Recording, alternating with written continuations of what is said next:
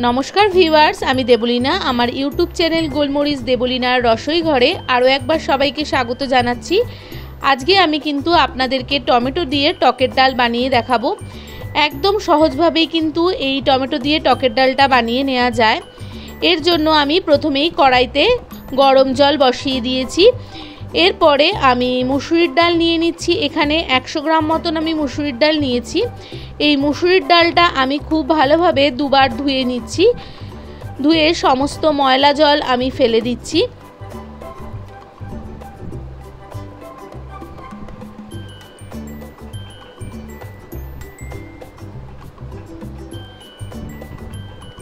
এবার যে জলটা আমি ফুটতে দিয়েছিলাম সেই জলে এই ধোয়া মুসুরির ডালটা আমি দিয়ে দেব।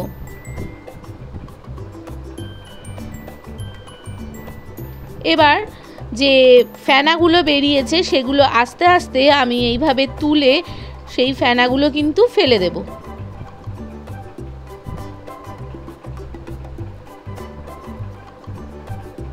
এরপরে এখানে আমি 6টা বড় বড় দেখে টমেটো কেটে নিয়েছি। যখন ডালটা আমার সেদ্ধ হয়ে যাবে দেখুন এইভাবে, তারপরে আমি এর মধ্যে টমেটোগুলো দিয়ে দেব। টমেটোগুলো দেওয়ার পরে আমি এর মধ্যে কিন্তু স্বাদ মতন নুনটা দিয়ে দেব।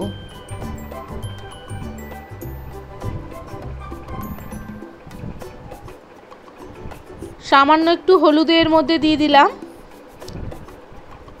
এবার আরও ভালোভাবে টমেটোগুলো সেদ্ধ করে নেব, ডালটাও আরও ভালোভাবে সেদ্ধ করে নেব।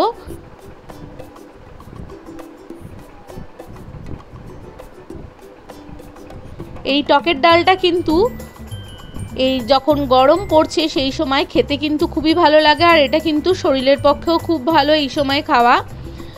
দেখুন ডালটা আমার সেদ্ধ তো আরও ভালোভাবে হয়ে গেছে, আর টমেটোগুলোও কিন্তু গলে গেছে। এবার আমি এখান থেকে ডালটা নামিয়ে নেব। আর অন্য একটা আমি কড়াই বসিয়ে দিয়েছি। সেই কড়াইতে আমি এখানে 2 চামচ সর্ষের তেল নিয়ে নিলাম। তেলটা গরম হয়ে যাওয়ার পরে কালো সর্ষে এর মধ্যে দিয়ে দিলাম, আর 2টো শুকনো লঙ্কা এর মধ্যে দিয়ে দিলাম।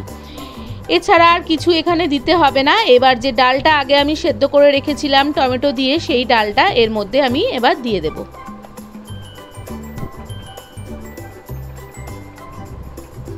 ব্যাস আমার হয়ে গেল। আর কিন্তু কিচ্ছু করতে হবে না। আগেই কিন্তু আমি নুনটা দিয়েছিলাম, আর আমার নুন দিতে লাগবে না। আর টকের ডালে কিন্তু সামান্য একটু চিনি দিলে খেতে ভালো লাগে, তাই আমি একটু সামান্য চিনি এর মধ্যে দিয়ে দিচ্ছি। এবার ফুটে গেলেই ডালটা কিন্তু আমার নামিয়ে নেব। সম্পূর্ণ রেডি হয়ে গেল আমার টমেটো দিয়ে টকের ডাল। একদম কিন্তু সহজভাবে আর অল্প সময় কিন্তু এটা বানিয়ে নেওয়া যায়। আর এই সময় কিন্তু এই ডালটা খাওয়াও ভালো। আর বাজারে কিন্তু এই সময় টমেটোও প্রচুর পাওয়া যায়। এই রেসিপিটা একবার অবশ্যই কিন্তু আপনারা বাড়িতে বানিয়ে দেখতে পারেন। আর ভালো লাগলে কিন্তু অবশ্যই আমাকে লিখে জানাবেন, আর লাইকও করবেন এই রেসিপিটাকে। যারা এখনও আমার চ্যানেলকে সাবস্ক্রাইব করেননি তাদেরকে সাবস্ক্রাইব করার অনুরোধ রইল, আর যারা করেছেন তাদেরকে অসংখ্য ধন্যবাদ।